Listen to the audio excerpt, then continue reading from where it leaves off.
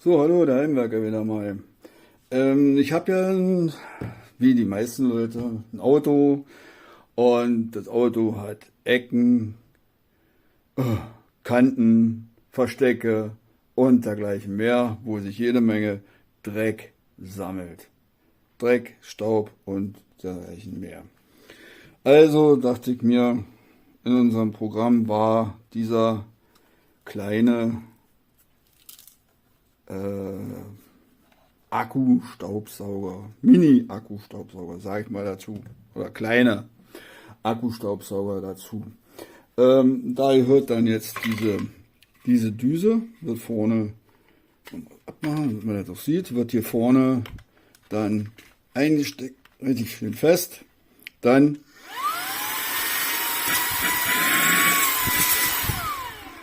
und dann kann man, wenn man das will, auch noch eine Bürste hier aufsetzen, um dann Staub mit einzusaugen oder eben andere Dinge, aber überwiegend benutzt man jetzt das. Damit kommt man Sand und so weiter dann auch aus dem Auto raus, den Hund, Katze, Kinder oder weiß was nicht alles ins Auto schleppen. Man selber auch, davon mal abgesehen. Dazu gehört dieser kleine Pinsel. Hier ist nochmal ein zweiter Filter mit dazu, also Ersatzfilter für den Sauger. Dann ist hier eine ja, Anleitung oder was zum Reinigen des Filters. Dann aber wieder nur in Englisch. Okay. Da mit dabei und dann ist hier die Anleitung, Sicherheitsrichtlinien, Produkt des Betriebs und der Aufbau, also die Grafiken. Das ist aber wunderschön, ist in Deutsch super, alles klasse. Ja, hier sehr unten steht es dann, hier sieht man das dann schon eher, wie es gereinigt wird am besten. Am besten ist mit einem Pinsel vorher reinigen und dann über Wasserbad und dann trocknen lassen. Dadurch, weil man zwei Filter hat, macht sich das ganz gut, dass man den gleich austauscht, den dreckigen Filter reinigt und man kann trotzdem mit dem zweiten Filter dann seine Arbeit fertig machen oder eben, wie gesagt, weiterarbeiten dann oder Neues beginnen. Dazu gehört ein Ladekabel, USB, wunderschön, so wie es sich das gehört. Da kann ich dann auch mal mein Telefonkabel zu benutzen.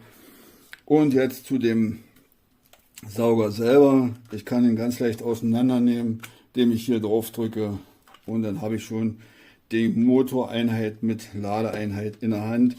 Dann ist hier der Filter drin, den ich dann ganz einfach durch Herausziehen dann entnehmen kann und wieder richtig einsetze. Das ist gegeben hier durch die Aussparungen, die hier sind. Dadurch kann der Filter nur in einer gewissen Art und Weise eingebaut werden. Hier steht auch drauf Up and Down und da sage ich mir mal, das kennt nun wirklich noch jeder, hoch und runter, also oben, unten so ungefähr. Das kriegt man dann noch hin, auch für die Leute, die kein oder beziehungsweise kaum Englisch können. Zusammenbauen genauso leicht wieder, bloß so, dass es unten einrastet und dann oben einrastet und somit ist das hier und hier dann verschlossen und der Sauger ist bereit für weitere Arbeiten. Wie lang die Laufzeit des Akkus ist, weiß ich noch nicht. Ich habe es noch nicht ausprobiert. Das hängt wahrscheinlich auch mit dem Verschmutzungsgrad zusammen, wie schmutzig oder wie viel Dreck sich angesammelt hat, wie viel er aufsaugen muss. Je mehr Dreck hier sich im Filter sammelt, umso schneller ist der Akku leer, weil der Motor ja mehr Kraft braucht. Das ist ganz normal, ganz verständlich. Und ich sage ehrlich, ich war immer ein Feind von Akkustaubsaugern.